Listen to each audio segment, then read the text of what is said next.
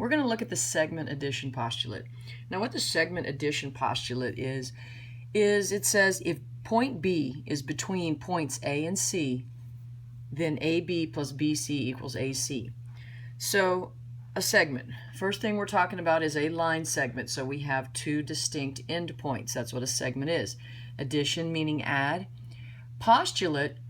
A postulate is something that we assume to be true that we don't necessarily need to prove or we can't prove.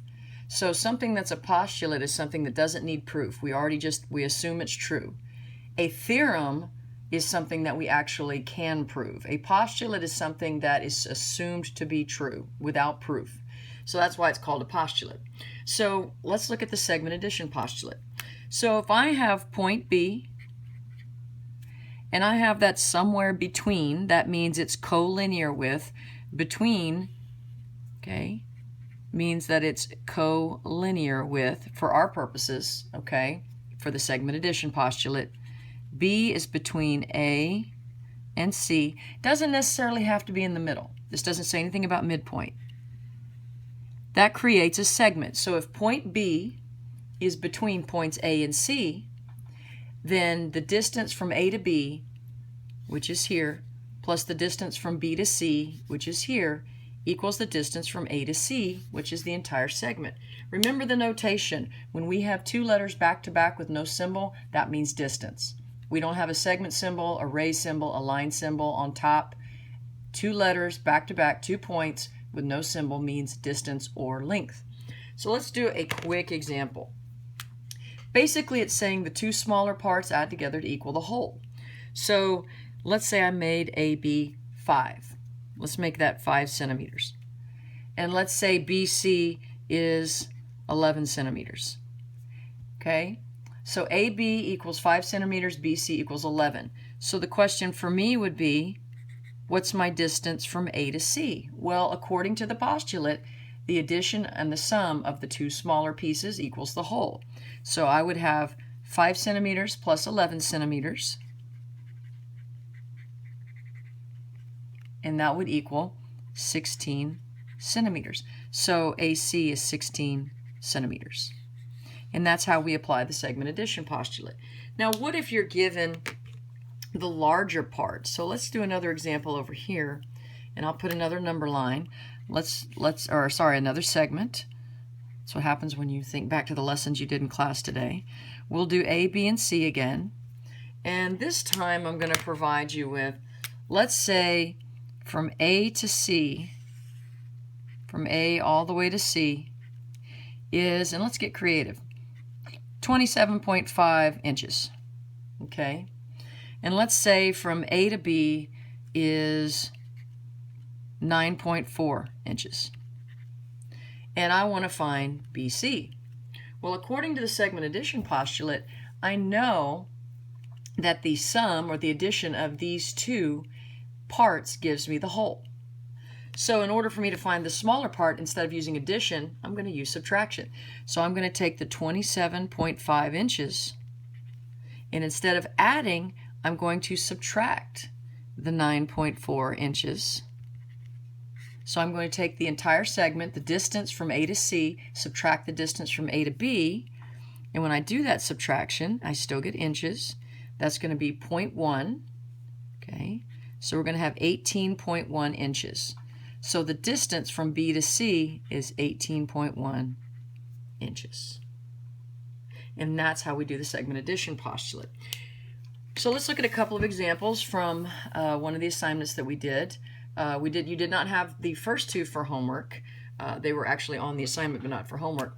So we're looking at number 1 that was on the one assignment. We did some notes on it. You have HG. I want to find HG. Again, what does that mean? The distance from H to G. Well, the distance from H to F all the way across is 10, and the distance from G to F is 1.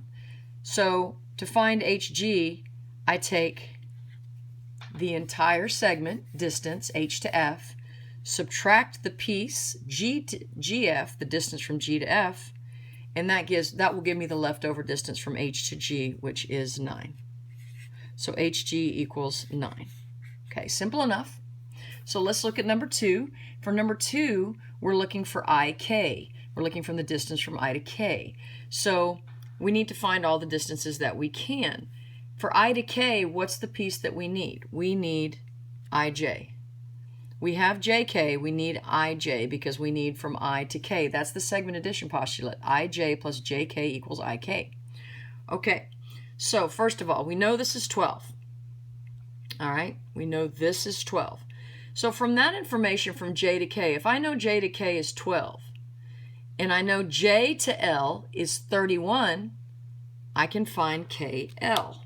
So what I'm going to do is I'm going to take the 31, which is jl, the distance from j to l. I'm going to take the 31, and I'm going to subtract the jk, which is 12. And that's going to give me 19. So what that tells me is that this piece is 19. Okay? So that's your first step. You know that that's 19. Now we have to look at how we can find the ij piece. Well, if I look at my segment as a whole, I know the entire thing is 49.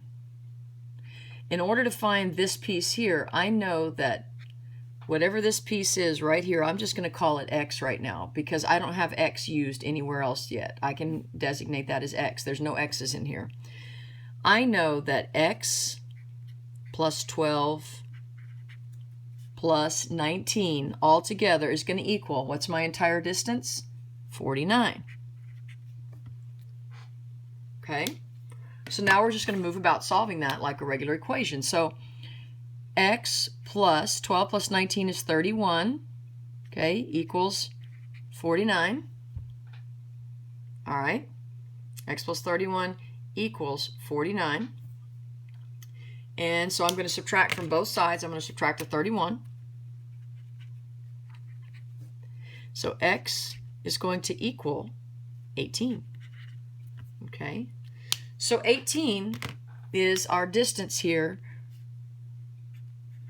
from I to j. So now how do I find the distance from I to k? Well, it's ij plus jk. So I'm going to have 18 plus 12, and that's going to give me 30. So ik equals 30. Now what I just did was a long solution when we could have done something a little bit quicker. However, I'm trying to give you as much insight into the segment addition postulate as possible. As you're watching this, I'm sure some of you realize that there's a quicker way to do this than to actually find KL. I did that because I want you to be able to find all the pieces, but we actually, in reality, didn't really need KL. So let's look at that. All right, to find I to j, instead of doing the KL, I could have skipped just to ij by knowing that the whole thing is 49, and what's everything except ij? 31. I could have done 49 minus 31. That gives me 18, which puts me in the same spot. So the rule here is that there's multiple ways to get what you need. Sometimes you do extra steps, sometimes you don't. You can always end up in the same place, but there are always shorter ways to do it. That quick subtraction I just showed you was a lot faster. Had you done it the other way, though, like we did to find the KL, to make sure you had all the information just in case, it just took you a couple of extra steps. But we ended up in the same spot, okay? So once we found the x, remember it's asking for ik, so ik is the sum, 18, 12. All right, so let's look at the last example that we have. This is the kind that's been giving us a little bit of difficulty, and that's when we incorporate the algebra. So we're looking for BD here, all right? We're looking for this part right here. And I'm going to draw a little black line so we can see that. That's what we're trying to find. So we've got CD, but we don't have BC. We've got to find BC. So how do we find BC? Well, let's look at the pieces that we have and see if there's a way that we can find BC. And the way I see that we can find BC is by taking the entire segment, which is 3x minus 1, okay? So I'm going to do 3x. Let me kind of put a line here so we know that separates the two. Okay, so I'm going to take the 3x minus 1, which is the length from B to E. And what do you think I'm going to do with that? I am going to subtract from that segment. Remember, I'm looking for BC, so how would I find BC? Well, take the whole thing and subtract CE, which is 2x minus 3. Remember to keep your parentheses. We talked about that in class because you always have to be careful of your signs. You are subtracting the entire quantity, okay? So now let's work this out. I've got 3x minus 1. That's going to be minus positive 2x. And then I've got minus a negative 3, so that's going to be plus 3. Now I'm ready to combine like terms. So to combine my like terms, I've got 3x minus 2x, that gives me x. And then I've got negative 1 plus 3, which is plus 2. So what that tells me is BC is x plus 2. Okay? BC is x plus 2. All right? So in order to find BD and find x, we're still at a place where we have to be able to find that x. Okay? What part of the question have we not used yet? Well, we haven't used the 2x minus 4, have we? If you look at the question, the 2x minus 4, isn't that BD?